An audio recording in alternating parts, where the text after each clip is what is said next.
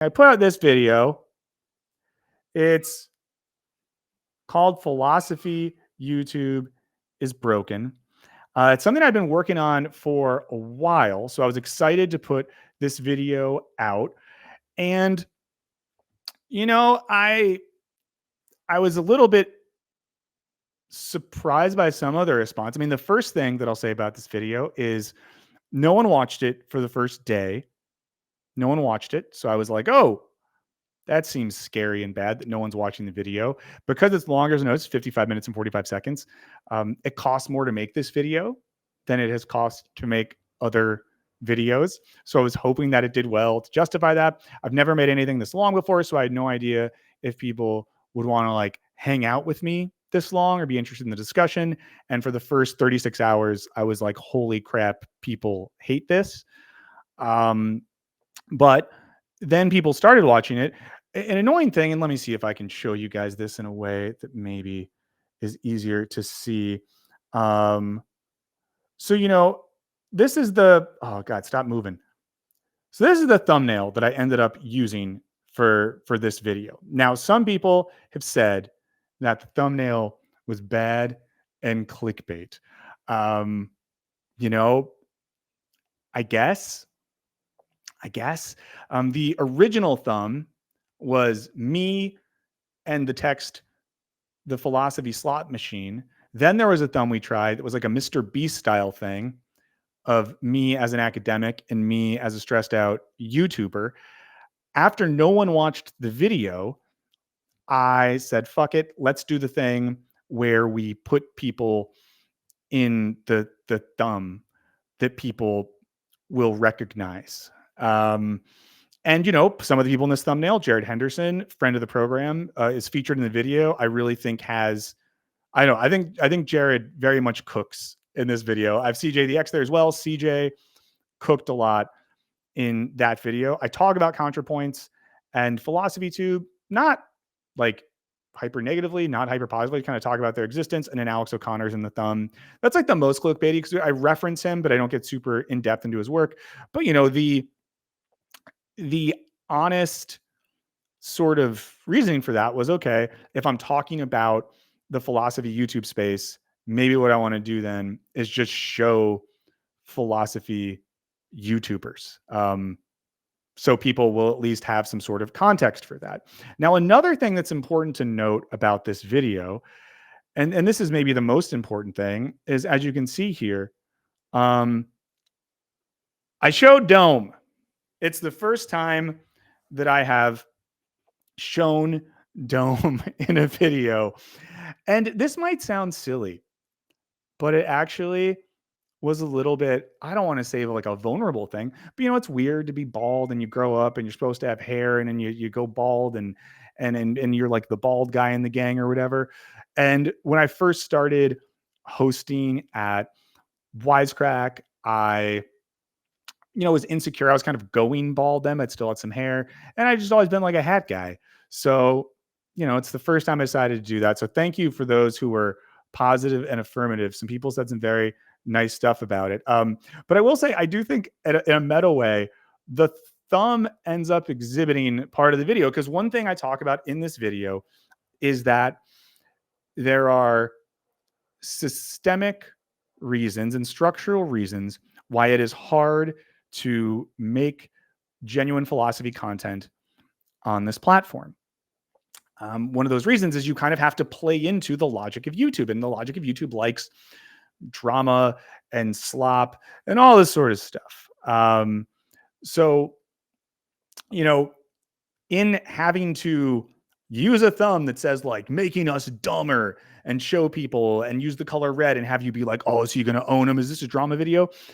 That's sort of like part of the game that one has to play to make this sort of stuff work. Now, in like the feedback to the video, which I think not overwhelmingly, has been pretty positive. You know, some folks said stuff like, but you're a part of the problem you're describing. To those people, I say, yes, I am. I know. this video is not me talking about a community that I'm external to. It's me talking about a community that I'm a participant in, and me being aware of my role in some of the good and the bad things that happen in that community, some of the practices in that community, and wanting to do better. Again, there's a reason why I talked to people in that video, because I didn't want this to be me talking about people as much as it was me talking to and with people, me talking to and about a community and encouraging discussion and collaboration within that community. So I do think it, did a decent job of doing that. I wish I would have talked to more people for it. Um, you know, I said this in the video, but there's some people who I reached out to who I didn't hear back from, which is fine. No one owes me anything. No one owes us anything. The bummer was, a lot of people I ended up talking to are people whose identities are similar to mine. So there's a little bit of like white dude broness going on in the video, which I think is unfortunate. Um, but a nice thing is in the comments, people have brought up a lot of other channels and smaller channels they're into, and I still want to hear more about those. So if you have them, let me know. Another thing in the video is like I and I talked about this in the interview earlier. I don't really name names or get into some of the examples of the philosophy content I think is a little more malicious or bad faith. Um, and it's because, like I kind of talked about with Drew, I didn't want it to be about that. I think that overt drama content is like the lowest of the low. It is not good. And I just didn't want to participate in that. It was a hard balance to have. I think like there's it would be easier in some ways to just like show the type of thing I'm thinking about, but that felt bad. Also, Philosophy Noir, I see you in the chat. I have your channel pulled up right now. I'm going to check it out later. So thank you for letting me know about your channel and your existence. I'm ready to check it out. I'm excited to check it out. Hold on. But yeah, overall, I'm happy with it. Now, something that comes up in the video, and there were comments about this, I would say the spiciest thing, or the thing people were most upset about in some of the comments, where people felt like I was unfair to some people. And the three people that people felt like I was unfair to were Alex O'Connor, ContraPoints, and to a lesser extent, Philosophy Tube. Now, the Alex O'Connor thing, he shows up in the thumb. He's in the video for a little bit. We talked about it last week, and we talked about it today in the segment we just had. I have reasons for not liking that sort of content. And I think Drew of Genetically Modified Skeptic articulated much of that better than I can. So I think if you're watching this after the fact, go watch the interview with Genetically Modified Skeptic. And I think some of that will come up there. But yeah, I do think the sort of posturing of logical skepticism bro who's just like interested in ideas, but then is also hanging out with like the Ben Shapiro's of the world, I think is bad. I think acting like philosophy is this sort of like objective set of robotic logical evaluation where everything is a thought experiment. I don't think that helps people live better lives. I don't think it makes the world better. So, there's that. I don't think Alex O'Connor seems like an evil guy or a bad guy. I just think that project has some major shortcomings. The ContraPoints thing that came up, again, my thing there is not about her work. That channel has produced some of the most influential and in some cases high quality like philosophy and humanities content on YouTube. I know that ContraPoints, has done so much work in terms of de-radicalization, and I think that's really important. I simply think that recently ContraPoints' reaction against maybe some more progressive or left-leaning tendencies in terms of politics, in terms of the reaction to the genocide in Gaza, have been a bit of a letdown to some of her audience. But I also think that much of that is on the problem of the audience side and not her side. Here's what I mean by that. I think we tend to project things onto the content creators and artists we like. I've done this many times in my life before. And I think that a lot of folks who are maybe de-radicalized via the work of ContraPoints, who became more leftist in their social and political orientation via her work, felt let down when she did not see an urgency in regards to speaking to the ongoing genocide in Gaza, and she didn't, have a sort of moral clarity about calling the thing what it is, and fell into some tropes that I think a lot of us do not agree with. It sucks, but also, let's be careful about how much we make people our leaders. Let's be careful with like how much we become followers of people that maybe aren't asking for us to be their followers. And I'll say more on this in a second. Something similar with Philosophy Tube. Now, my video came out after or about the same time that Philosophy Tube put out a new video. And in the most recent video, which is called Rationalizing Colonialism, How the US Stole Indian Land, Philosophy Tube gets into some similar questions. And, the whole video is about Thomas Jefferson and colonialism and genocide in the founding of America. But there's a part of the video where I think if you're watching it, you expect a pivot to talking about the genocide. And let's just watch this part of the video. Watch the whole thing if you want. But I'm only bringing this up because I think it applies to some things I brought up in the video. In this question, why is America the way that it is today? And part of our answer to that is that America was founded through settler colonialism and genocide. True. Just as a factual description, that is what happened. If anything, the fact that people like Jefferson wouldn't have thought of it that way makes it more important to acknowledge. It's a really vital lesson from history that people can rationalize awful things one step at a time, and we should bear that in mind so we don't repeat their mistakes. Speaking of which, this is a bigger topic than we have time to get into today, but Philosophy Tube's audience has a diversity of political views, and I'm sure some of you will be drawing parallels between the process that the United States went through with American Indians and the process Israel has gone through with Palestinians since it was founded in 1948. Illegal settlements, crimes by settlers tolerated by government, American presidents saying they want to just move in and take over the land. Our question for today is, why is America the way that it is? So right there, I'm going to watch a little bit more of this.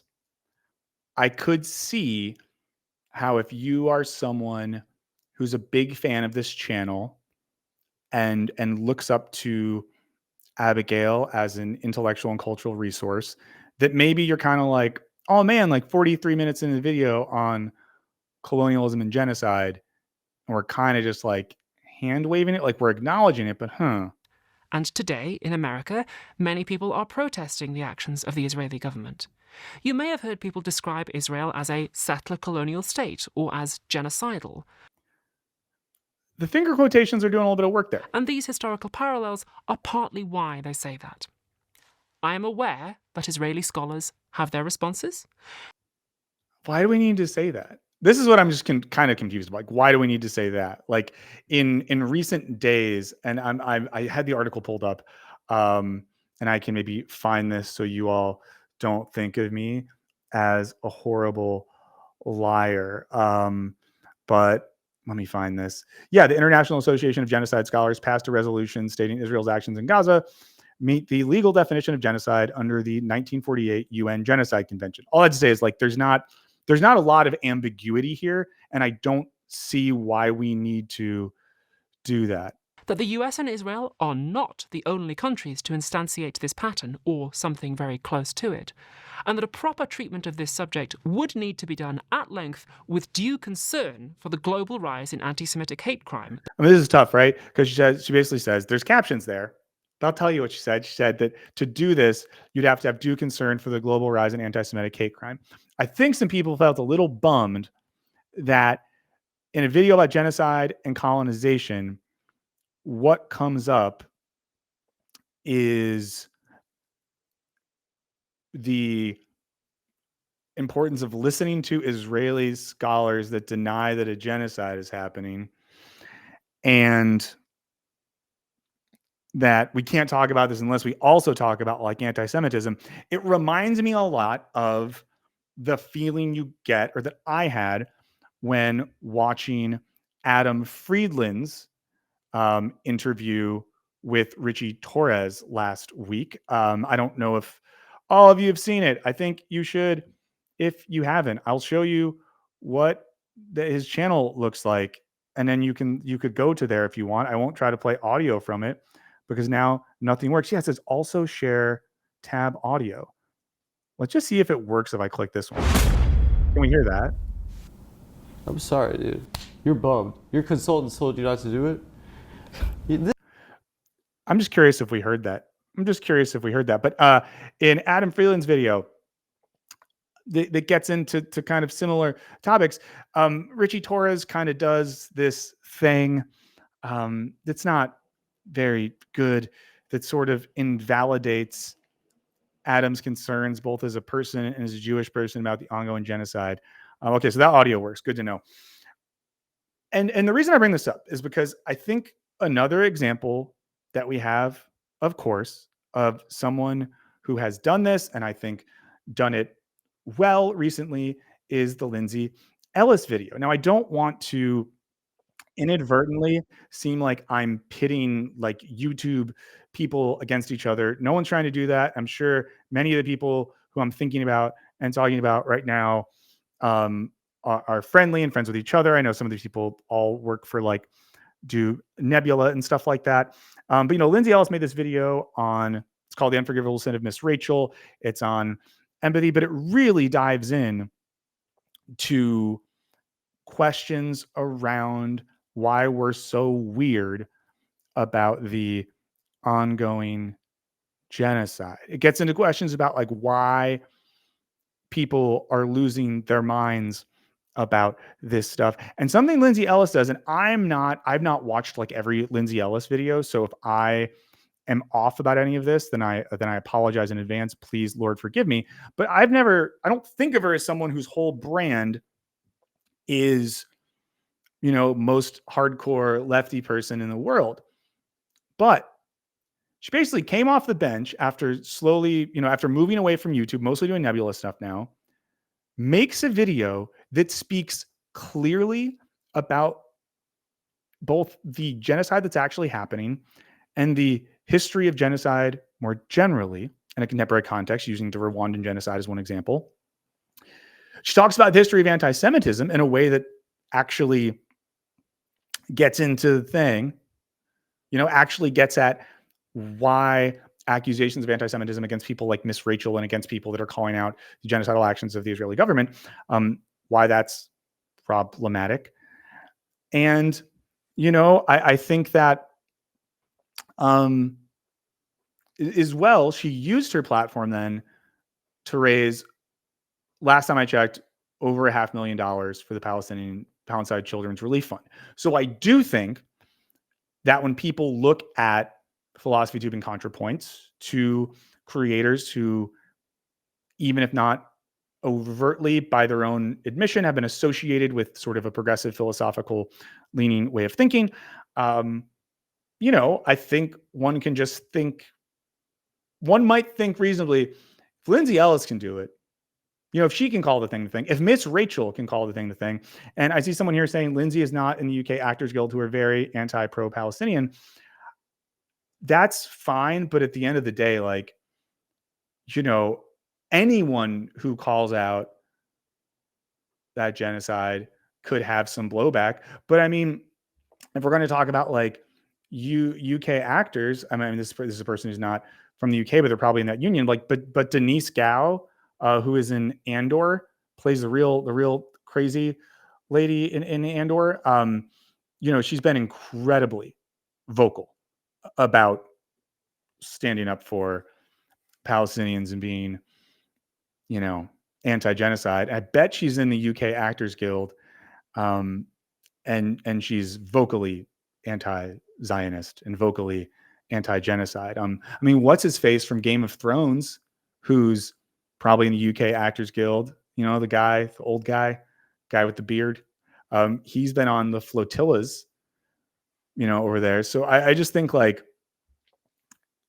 that's not a good excuse. Now, to be clear, I don't think Philosophy Tube has said publicly that they can't speak out about this because they're an actor. I haven't seen that. If they did, then I'm not trying to you know, disregard that. But I don't think that's a good excuse. And I don't think, again, like, I don't know.